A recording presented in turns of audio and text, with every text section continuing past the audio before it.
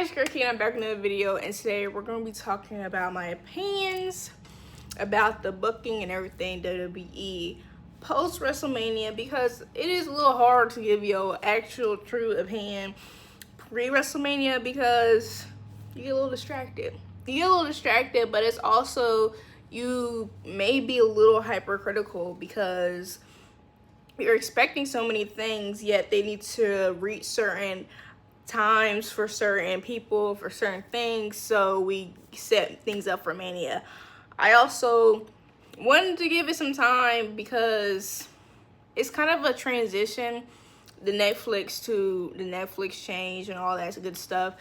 And I'll be real with you guys, I am a little critical of the product because this is the product that I spend my hard-earned money on. This is the product that I love. This is the product that I really enjoy watching. So I am gonna have some opinions, but I'm not a professional yet. I do not know the inner workings, none of that. I just have opinions like any other human being does. And my biggest opinion would be, it feels as if we're trying to get more new fans than we are also balancing the opinions of fans, long-term fans. Certain things is like, all right, bro, what's up?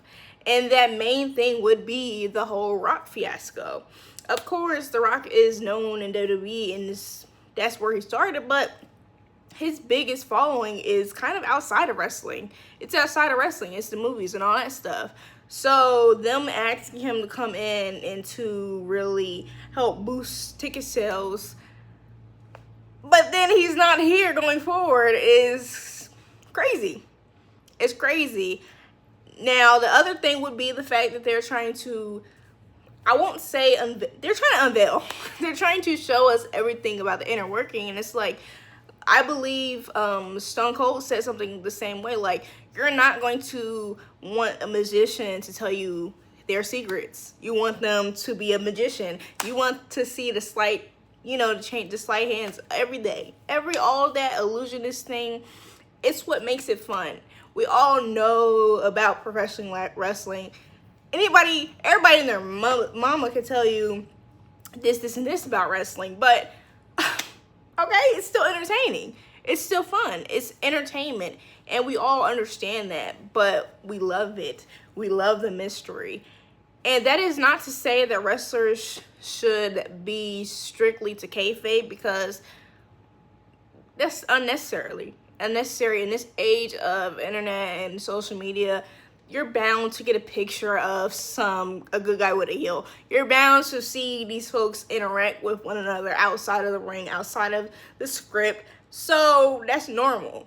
But for you to show what's going on behind the scenes, and for us to know like the inner politicking, all that stuff, it comes to a point. It comes to the point where it's like, I know too much. And knowledge, not all knowledge is good knowledge, okay? You do not want to know everything in the real world. And the same thing with wrestling. I do not want to know everything. I do not want to know if that person was politicking and then now their career messed up. I don't want to know that. I want to see that in a documentary. Don't have me. And I will say this. Wrestlers are able to have their own opinions outside of wrestling. They're able to have their own life, their own beliefs, all those things. And when you have certain political things going on and then the openness about it for some but not the openness for other people, there's an issue. Like, have a clear playing field, or just keep it out of wrestling. Keep it out of wrestling.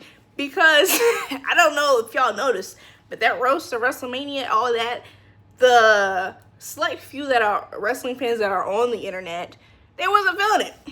You know why? Because that is not the audience of wrestling. That's not their audience.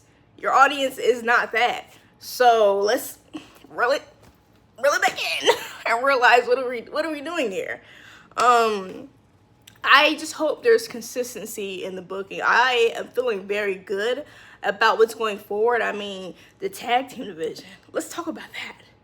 That right there was my biggest complaint, was the tag team division. Although on SmackDown, I say this, SmackDown has all the hoopers. Like, no shade to Raw because Raw is very solid. They got the big names, but the Hoopers are on SmackDown. The Hoopers are on SmackDown because there is a unfair scale of less storytelling being done on SmackDown than there is on Raw, but they make up on that with wrestling. So it's not really a problem because that's what we came for. And on SmackDown, we see more of this tag team. I mean, Motor City Machine Guns were able to get a great footing because of the fact that they were able to put in the work as a tag team. Division was being built up, but the same thing is not going on with Raw. And with the New Day getting the championship, I see the lights. I see the lights, especially because the Judgment Day didn't win it. I would just love for them to keep the same energy when it comes to the women's division. I mean, we all were happy and glad when Bianca had the tag team titles with Naomi or Jade and Jade. Because they were being showcased. They were elevating the tag team division and actually, for the most part, going against other tag teams. Now, I am scared. I'm scared, especially because, congratulations to Liv Morgan. Liv Morgan is going to be a little bit out. And for her to be out yet, won the titles back, what's up? What's up? What's going on? For an actual tag team not win the tag team championships at WrestleMania, what's going on? And I understand the bigger picture. That's fine. Bigger picture is fine. I'm here for it. I really am. And I appreciate the fact that when Becky came back, IC Championship was able to be on the PLE. But we need to start treating these women's titles, the women division, better. Period, point blank. Because if we're going to have a well-rounded show and move away from the whole, oh, it's time for a break when the women come on, or if it's not Bianca, if it's not Rhea, if it's not Becky, if it's not Charlotte, if it's not Bayley, if it's not Naomi, if it's not these certain wrestlers, we're going to the restroom. That should not be the case. One of my favorite tag teams in that division right now is Kaden Carter and Kitana Chance. I messed up her name, and I'm sorry. I know your name. But they are my favorite tag team because they move so well as a tag team. They move so well. When you saw their matches, the matches for the opportunity to have a match at WrestleMania, they had the most, tag team moves. They were going, the fluidity of their moves, everything. It's like, you have these women backstage not doing anything? What's up? And then the same thing on Raw. Why women are backstage not doing anything, but then we're using the same women, or we're not actually having matches for these titles, but we're looking at other titles. If this was going to be the case, we should have just debuted one mid-card title. I wouldn't have been mad at that. I honestly wouldn't have been mad at that because it would have been realistic with what they're trying to do at the moment. And then move on gradually to 2 mid-card titles. The next thing, which this is not shade because I see this going either they've already debuted or they're making room and way for Evolution 2, which that's cool as well. I just need them to get screen time for the matches on Evolution 2. Don't just do a house show and say, oh, there y'all go. No, let's get some big money matches with a big storyline go with it. This is wrestling. This is pro wrestling. This is World Wrestling Entertainment. We need to get it all together. Get the storylines and everything for Evolution 2. You know what I'm saying? A lot of those matches need to have some stories. So that means a lot of those matches need to have some time. And this is just not a rant to see because of the for the women. No, it's not a rant for the women. It's just they're the ones getting the short end of the stick. And I will say the same thing for men. Andrade is in the back chilling.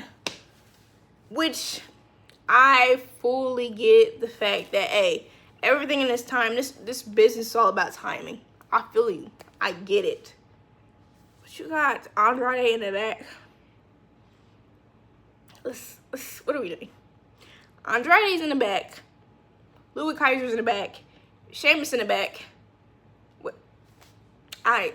And then the El Grande Americano, when you could have just had Chad Gable in that position, because people already don't like Chad Gable. The whole heel thing, that whole El Grande Americano, it didn't move anything. The bro got the same reaction that he's always gotten. If anything, there was a bit of confusion and irritation.